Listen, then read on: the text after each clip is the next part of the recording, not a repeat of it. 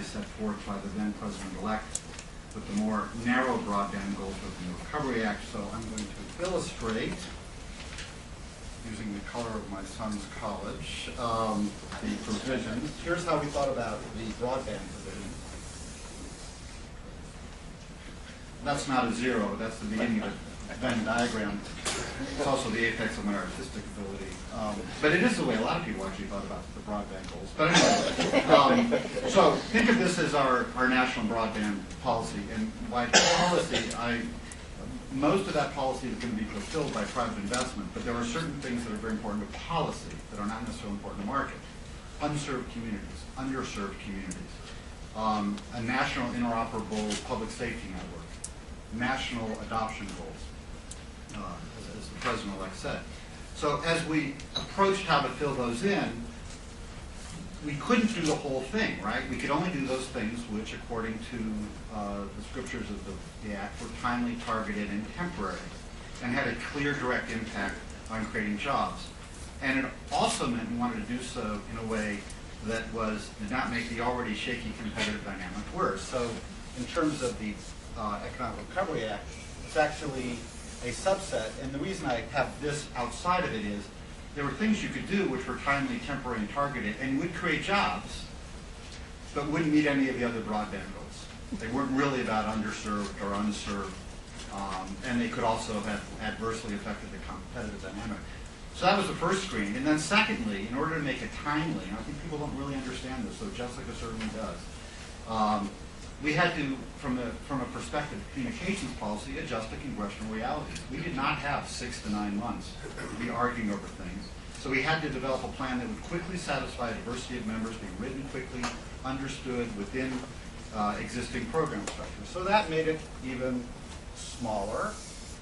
And then we also wanted to make it the kind of thing that could be easily accountable, that is to say, minimize the potential for waste, fraud, and abuse. So that made it even smaller, giving us, this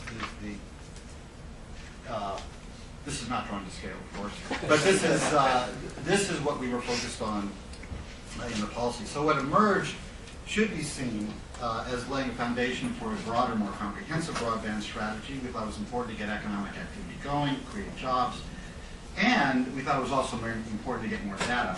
There is a general acknowledgement, as there's been for many years, that there is much that is not known about the specifics of the broadband policy gaps I mentioned, and that's why the mapping provision passed, and unlike in previous times, it was actually funded. It's also very important to build in flexibility to allow creativity, as the best technologies and business models for delivering broadband, particularly in the areas that we're talking about, will vary widely. And I want to say I think that Jessica and her colleagues did a great job of quickly and comprehensively writing language to lay that foundation. But the foundation is not the complete picture. As Ellie noted, I gone around saying that we should not confuse a piece of the puzzle with the puzzle. We shouldn't confuse an inning of the game with the game. And this is not going to be the sole vehicle for advancing the Obama administration broadband agenda. I might mention a couple of other pieces of the puzzle which have escaped attention, not only in the press, but given Ellie's earlier comments about the Trojan mule, even from some of our finest academic thinkers. Broadband presents both supply side and demand side issues. And the press reports didn't generally recognize that there are a number of things in the package which relate to the demand side. There's over $20 billion for health IT, as well as billions in energy, education, other programs that will stimulate more use of broadband networks, which of course then helps with deployment. Secondly, the legislation requires the FCC within a year to develop a national broadband plan. It's unfortunate the prior FCC did not do so, as it would have made the work of designing the broadband provisions of the recovery package easier, and far more important, far more likely to succeed. If they had done so, the package might well have been larger, because we could have easily seen both what we needed and how to do it. But we are where we are, and I would expect that in conjunction with the mapping provisions noted above, the FCC will be able to develop a plan that addresses both supply and demand parts of the puzzle and gives our nation a direction forward. So hopefully this plan will clarify what we need to do to assure that our country has a ubiquitous world-class communications network, a network that relies on and continues to attract private investment to be continually upgraded, and one that serves as a platform for economic growth and helps us address a myriad of issues. from healthcare to energy conservation to education. Let me close with two predictions. But first, let me give you my benchmark for success, one you would think is low, but I actually think is quite high. That the money is spent reasonably quickly, that it can almost all be accounted for, that it went into projects that for the most part deliver a service, and that we learn something valuable that improves both the way we deliver broadband and universal service. Now, you might think that's a low bar, but I would say that the safest prediction one can make about the Recovery Act is that those who oppose it will be far more outraged and punctilious about a wasted penny than they were about billions of unaccounted for dollars in programs they favored, such as, for example, the war in Iraq.